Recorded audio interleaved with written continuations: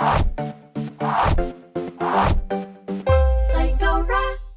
guys, this is Alan from Plangora, and what I wanted to go through today is I noticed that there's actually a couple of static site generators in Elixir, and I didn't actually know about this before. So some of the more popular ones, I believe Hugo is one, and I think there's Next.js. I can't remember. Maybe Next.js is maybe not the right one, but there's quite a few of these in other communities. Like I said, Hugo I believe is Go. I know JavaScript has quite a few. But I didn't know that Elixir also has some. And so what I wanted to go through today is there's one I found that's quite interesting called Serum. And I thought Serum was quite interesting because it seemed quite basic. And basic is good in this case because you don't want too many features. If you want a static site, you probably just want to build a couple of small pages and just reuse templates here and there. And so I thought this is actually quite cool and quite interesting. They are trying to build, I believe, a 2.0 version right now, so it's a little bit, tiny bit unstable, but I just played around with it for a little bit and thought it was quite cool. So I wanted to kind of walk you guys through how to use it. And so I may do a couple of videos about this, and the first one today is just to kind of introduce you how to actually install it, how to set up, how to get it running, because if you try to get it running today, it's not going to probably work for you. But I saw how to fix that, so I'm going to show you how to do that, and also how to start tweaking the templates a little bit.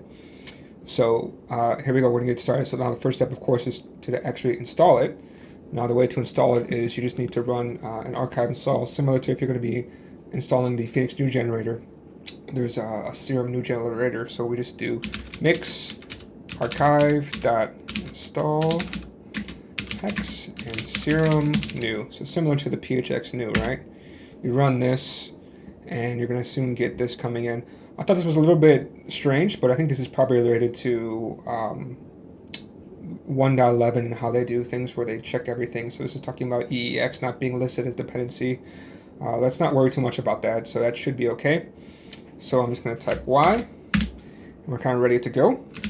Now the next step is to actually run your generator. So it's just mix serum.new, and then we say my site. And that's going to go ahead and generate everything, and it goes quite quickly. As you can see over here, we have some initial things. We have a formatter, we have a get ignore, quite simple and similar to what we have right now. And a pages folder, a post folder, a templates folder, some initial templates over here, and this markdown post. So it actually uses markdown. This whole thing actually really reminds me of, I believe it's Jekyll and how that kind of works. So that's also why I quite like this, because I've worked a little bit with Jekyll before. So now I'm going to actually open up this project from within IntelliJ and actually kind of walk you through it. And we're actually going to create a post together and add some CSS. And that should be it for today. But just to kind of get you an idea how it all works, how to get it up and running. And then from there, I think I'm going to start doing some more. So let's go ahead. Let's open up this project within IntelliJ. Hi, guys. Now that we've actually opened up the app within IntelliJ, I have the mix file opened up. And there's a couple things you need to do, right? Of course, when we have any kind of app, we need to actually run our mix-deps-get. And that's going to get all of our stuff. When I import this into IntelliJ, it already got everything for me. Now the next step is to actually run the, we actually need to run the app. So we can actually run this app locally, and this is where things are going to break. I'm going to show you what's going to happen. So it should be mix serum server. So it's going to compile everything for us and try to actually run this locally for us.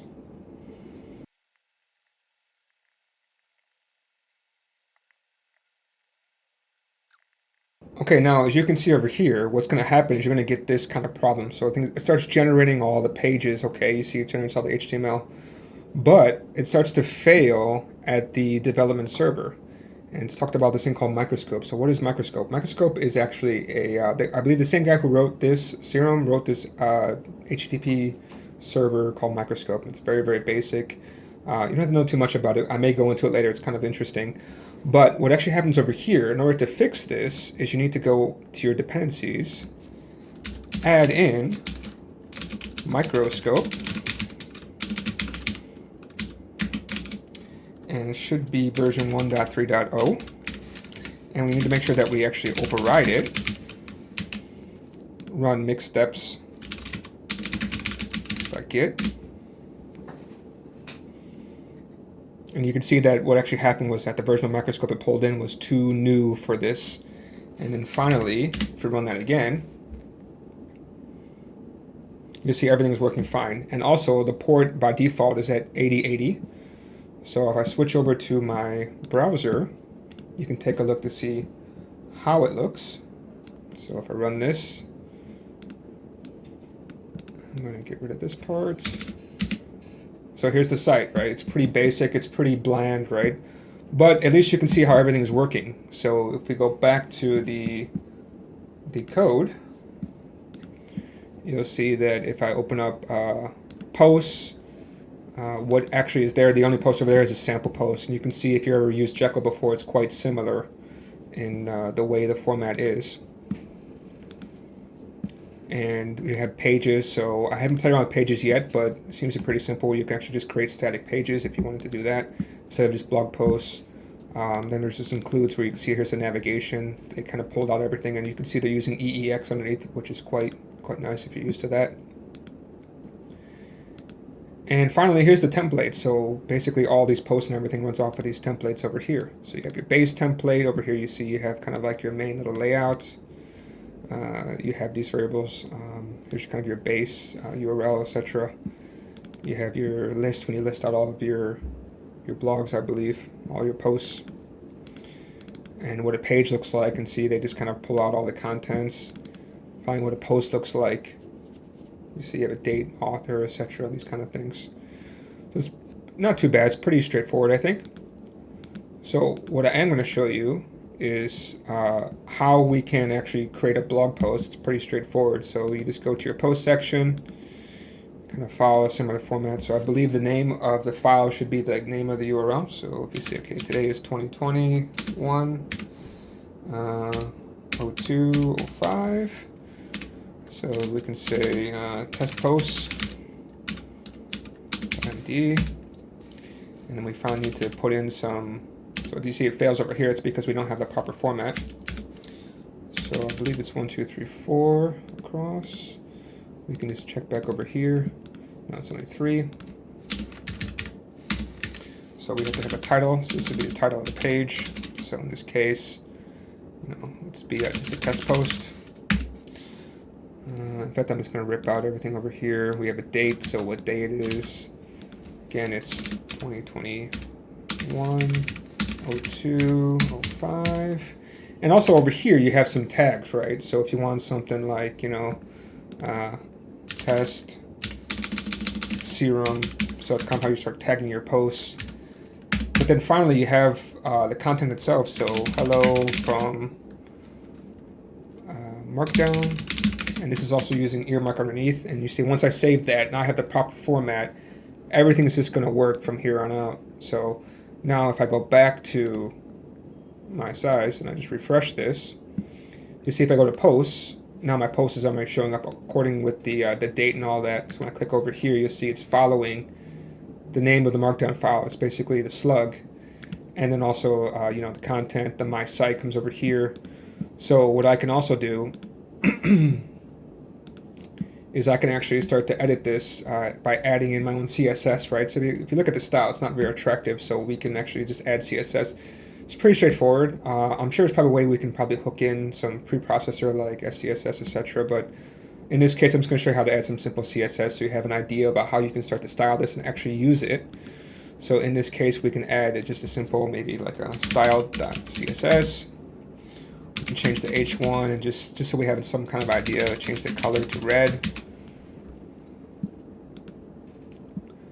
So now if I go back to the base template, so that's inside of the templates, base, I can just add a simple link tag in here.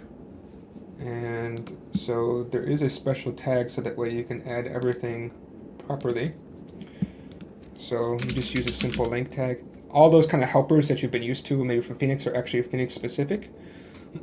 So in this case, you have to do a little bit of work yourself, but not too bad. So make sure you have a style sheet. And then finally, you have to do the href. Now they have a special helper called asset. So that's going to pull everything from the assets folder. And then finally, you say CSS. Should be style.css.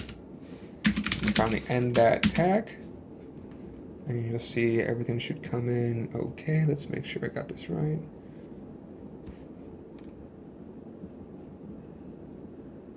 Okay, that looks good. Just need to end that part, and there we go. So now if I actually flip back to the page, you see everything kind of worked out okay. You'll get the WebSocket library loading happening over here. So once I save the file, you should be able to see now this test post has been colored red thanks to the CSS way over here. So now you can start have an idea about how you can actually use this to generate some pages. And then basically, once we get kind of ready to go, there's actually a simple little build task. So I can also run that for you. Now the way that works is that we can just kill this server. So I'm going to move back to that window. So let's say that this is our page and we're ready to go, right? Now all we need to do is we need to set the mix environment. Sorry, the mix environment. Prod mix serum.build.